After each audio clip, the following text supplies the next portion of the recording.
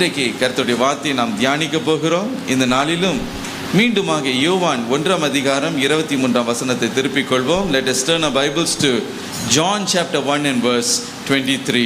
நம்முடைய வேதாகமத்தை யோவான் எழுதின சுவிசேஷம் 1 அதிகாரம் 23 வசனத்திற்கு நேரே திருப்பிக் கொள்வோம். John chapter 1 and verse 23. யோவான் 1:23.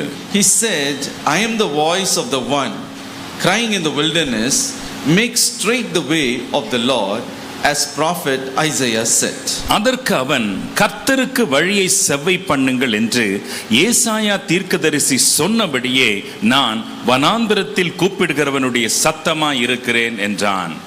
This is the word of John the Baptist. இது யோவான் ஸ்நானகனுடைய வார்த்தைகள். He said, I am the voice that is crying out in the wilderness. அவர் சொன்னார், நான் தான் வனாந்தரத்தில் கூப்பிடுகிறவனுடைய சத்தமாய் இருக்கிறேன் என்று. Why did he say like that? ஏன் அதை அவ்வாறு சொல்ல வேண்டும்? What is this place of wilderness? இந்த வனாந்தரம் என்று சொல்லுகிற இடம் என்பது எது? Wilderness speaks about a place of barrenness.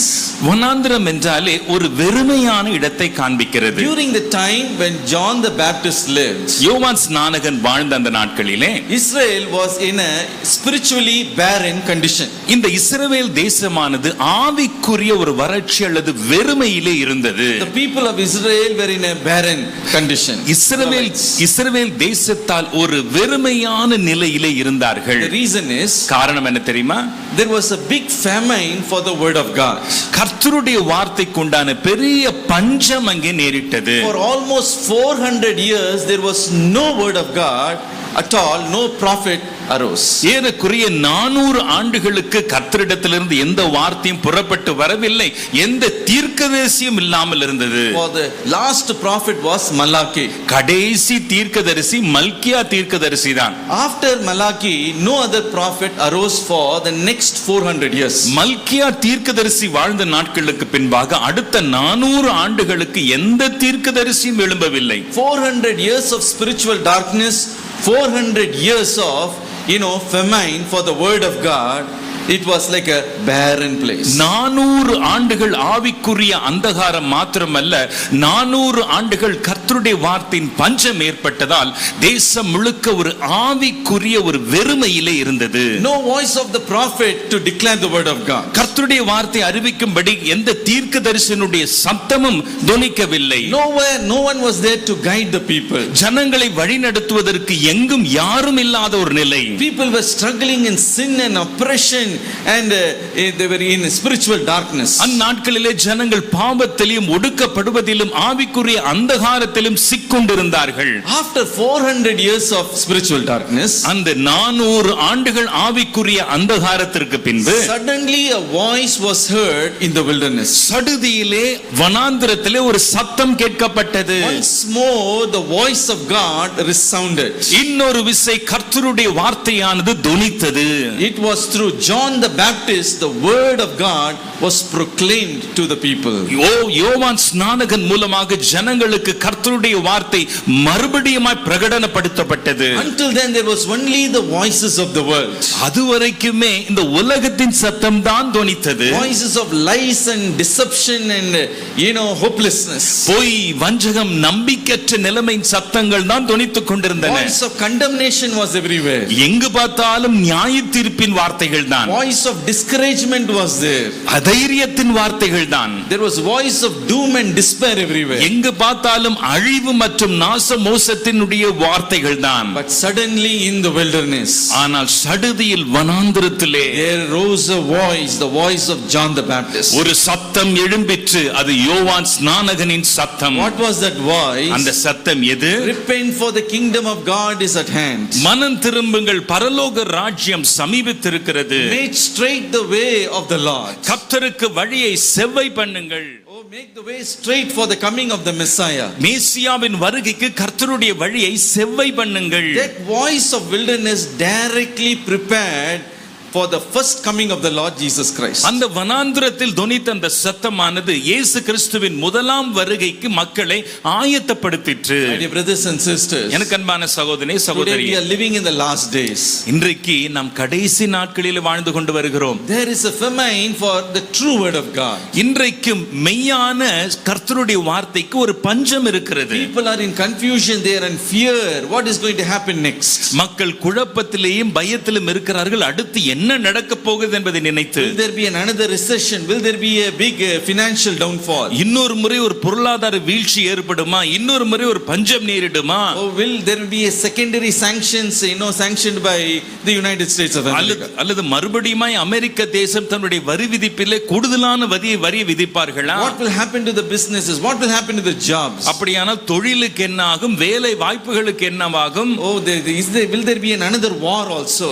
இன்னொரு யுத்தம் அல்லது இன்னொரு போர் நேரிடுமா? Will China and Taiwan war will come? China Taiwan நாடுகள் யுத்தத்திலே ஈடுபடுவார்களா? If such war will come, in what way it is going to affect our nation? அப்பேற்பட்ட யுத்தம் நேரிடும் போது அது எப்படி நம்முடைய தேசத்தை So பாதிக்கும்? much confusion may be in your heart. உங்களுடைய இருதயத்தில் இப்படிப்பட்ட பலவிதமான குழப்பங்கள் Yes, in இருக்கலாம். the last days there will be darkness will cover the world. ஆம், இந்த கடைசி நாட்களிலே இந்த உலகம் முழுவதையும் இருள் மூடும். But what does the Lord say? ஆனாலும் கர்த்தர் என்ன He சொல்லுகிறார்? has called you and me to be as a light in this dark world. இந்த இருளான உலகத்திலே உங்களையும் என்னையும் வெளிச்சமா இருக்கும்படி கர்த்தர் அழைத்திருக்கிறார். Hallelujah. Hallelujah. Upon you the glory of the Lord is going to shine in the darkness. உங்கள் மேல் இந்த இருளிலே தேவனுடைய மகிமையானது உதிக்கும். The word of the Lord is going to be found in you. உங்களுக்குள்ளே கர்த்தருடைய வார்த்தை காணப்படும். Hallelujah. Hallelujah. You are the one who is going to be as a voice in the wilderness. நீங்கள் தான் வனாந்தரத்திலே கூப்பிடுகிறவருடைய சத்தமா இருக்க போகிறீர்கள். Hallelujah. Hallelujah. For that reason only God has brought you to this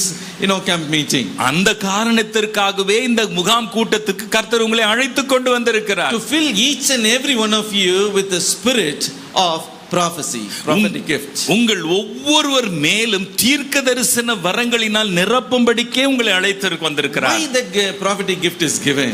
ஏன் இந்த தீர்க்க தரிசன வரம் கொடுக்கப்படுகிறது? You and I are called to testify about Christ to others. நீங்களும் நானும் மற்றவர்களுக்கு கிறிஸ்துவை குறித்த சாட்சியை பகரும்படி. See, John the Baptist was in the wilderness. பாருங்கள், யோவான் ஸ்நானகன் வனாந்தரத்திலே இருந்தார். Among the Jewish people there was a confusion as to who was the Messiah. அந்நாட்களிலே யூத ஜனங்களுக்கிடையே ஒரு பெரிய குழப்பம் இருந்து இந்த மேசியா என்பவர் யார் என்று. What will be his work?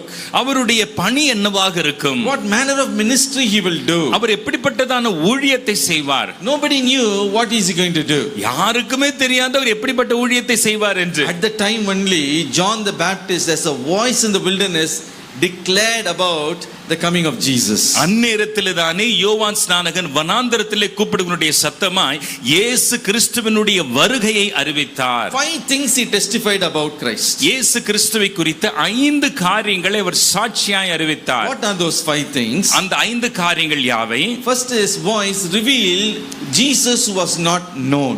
முதலாவது, அறியாத இயேசுவை அவர் அறிவித்தார். Jesus is the Christ. That revelation came through John the Baptist. இயேசுதான் கிறிஸ்து என்கின்ற வெளிப்பாடு யோவான் ஸ்நானகன் மூலமாகவே வந்தது. Second, இரண்டாவது, that voice revealed Jesus Christ as an eternal one.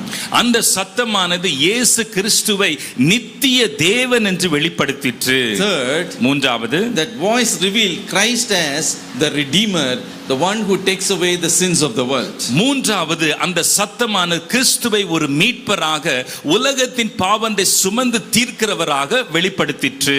Fourth, நான்காவது, that voice revealed that he is a deliverer. நான்காவது, அந்த சத்தமானது அவர்தான் விடுதலை செய்கிறவர், விடுதலை நாயகன் என்பதை வெளிப்படுத்திற்று. Fifth, ஐந்தாவது, that voice declared that Jesus Christ is the one who anoints.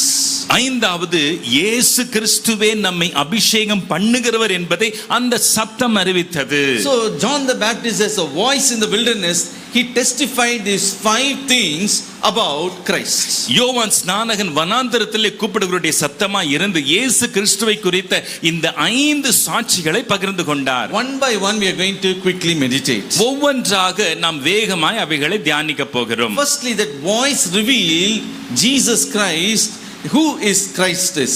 முதலாவது அந்த கிறிஸ்துவானவர் யார் என்பதை வெளிப்படுத்திற்று. Turn with me to John chapter 1 and verse 26. யோவான் 1ஆம் அதிகாரம் 26ஆம் வசனத்திற்கு உங்கள் வேதத்தை திருப்பிக் கொள்ளுங்கள். John 1 and verse 26. யோவான் 1:26. John answered them saying, I baptize you with water, but there stands one among you whom you do not know. யோவான் அவர்களுக்கு பிரதியுத்தரமாக, நான் ஜலத்தினாலே ஞான ஸ்நானம் கொடுக்கிறேன், நீங்கள் அறியாதிருக்கிற ஒருவர் உங்கள் நடுவிலே நிற்கிறார். Hallelujah. Hallelujah. Here John the Baptist said, இங்கே யோவான் ஸ்நானகன் சொல்லுகிறார், there stands one among you whom you do not know. நீங்கள் அறியாதிருக்கிற ஒருவர் உங்கள் நடுவிலே நிற்கிறார். In what context did John the Baptist say these words? எந்த சூழலிலே இந்த வார்த்தைகளை யோவான் ஸ்நானகன் சொன்னார்? As yesterday night itself we meditated, some Jews had a confusion as to who is the Christ. நேற்றிரவே நாம் தியானித்தோம், சில யூதர்களுக்கு ஒரு பெரிய குழப்பம் இருந்தது இந்த கிறிஸ்துவானவர் யார் என்பதை குறித்து. And therefore some people from Jerusalem came to see John the Baptist. ஆகையால் எருசலேமிலிருந்து சிலர் யோவான் ஸ்நானகனை பார்க்கும்படி கடந்து வந்தார்கள். Some Jews sent the Levites and the priests to meet John the Baptist. சில யூதர்கள் லேவியர்களையும் ஆசாரியர்களும் யோவான் ஸ்நானகனை சந்திக்கும்படி அனுப்பியிருந்தார்கள். They came to Jesus with a question. அவர்கள் யோவான் ஸ்நானகனிடத்தில் ஒரு கேள்வியோடு வந்தார்கள். What question did they ask him? எந்த கேள்வியை கேட்டார்கள்? Are you the Christ? நீங்க தான் கிறிஸ்துவா? Are you the Christ